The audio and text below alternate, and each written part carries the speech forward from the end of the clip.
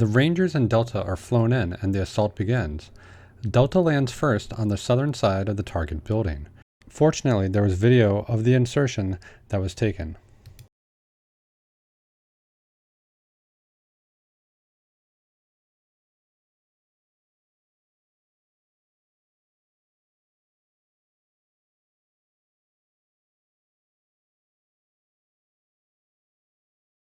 The Ranger Chalks then rope down around the perimeter while Delta goes into the target building.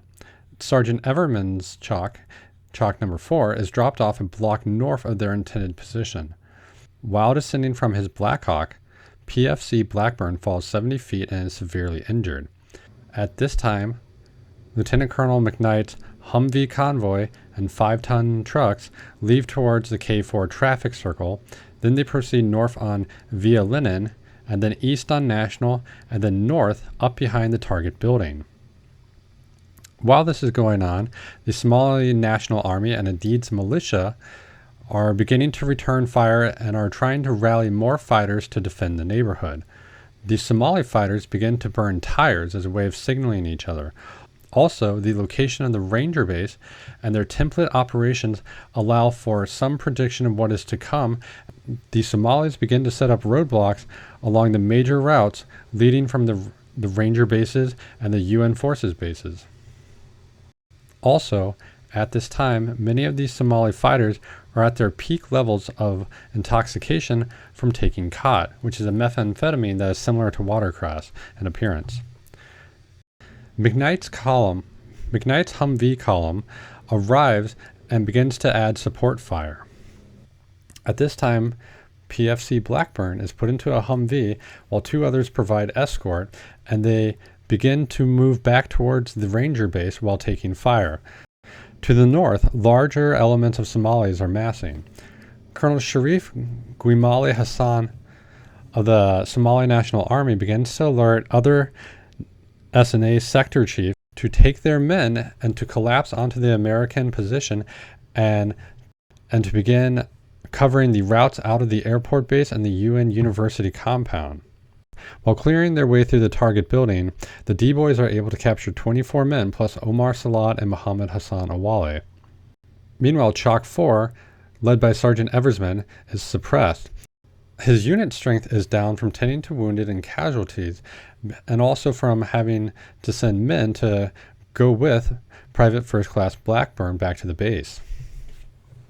The battle then begins to shift drastically in the favor of the Somalis when Black Hawk Super 6-1, piloted by Chief Warrant Officer Clifton Elvis P. Wolcott, is taken down by an RPG.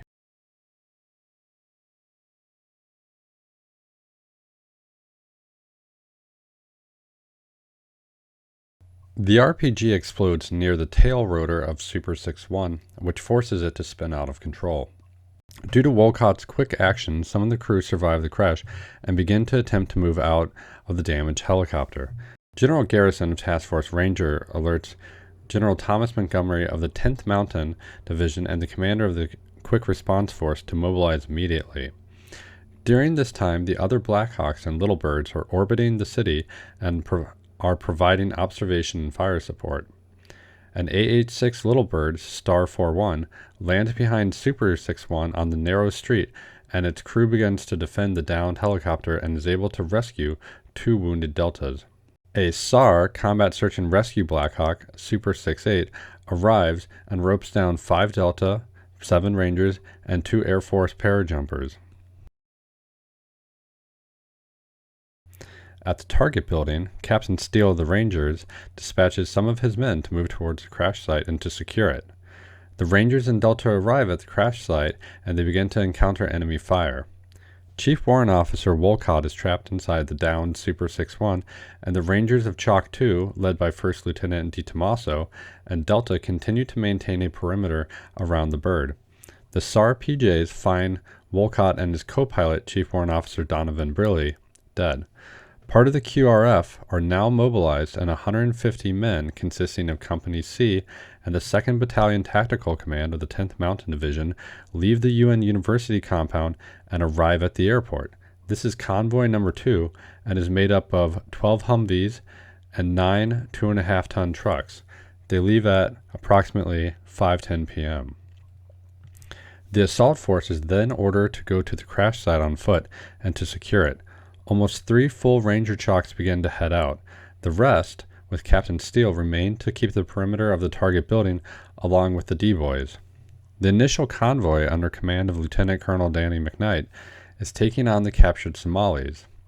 Among the captured are Omar Salad and Mohammed Hassan Awale, the 2 intended targets, and 24 additional members of the Somali National Army. It takes about 30 minutes to load everyone into the Humvees and the trucks. The convoy consists of 6 Humvees and 2 5-ton trucks, about 75 Americans and prisoners in total, and there was an additional Humvee, however, it was previously disabled by an RPG. They are then ordered to move 2 blocks north and 3 blocks to the east. Garrison and his command staff, fearing another helicopter loss, recall Star 4-1, which carries out 2 of Super 6-1's wounded. Above the city, Super 6-4, piloted by Chief Warrant Officer Michael Durant, moves into the orbital position of Super 6-1. After dropping off the SAR team and the Deltas, Super 6-8 is hit by a RPG and smoke begins to come out of the rotor.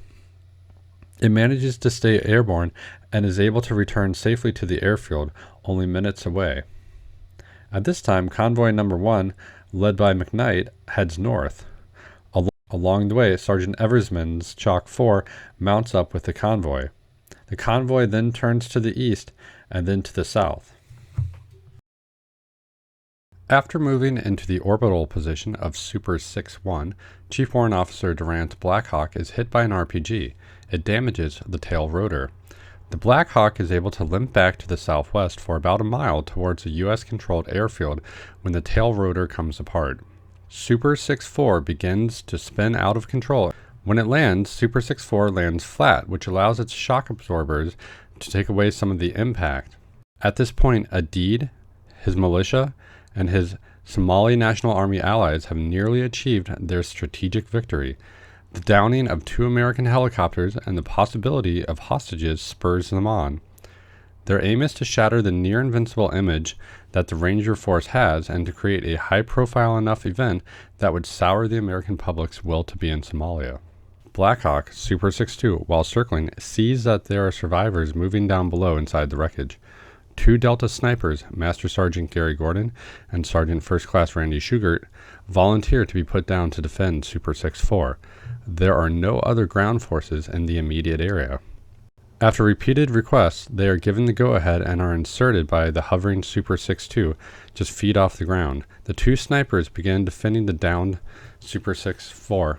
As the battle progresses, these small confusions that had not been apparent on the previous 6 raids performed by Task Force Ranger begin to swell.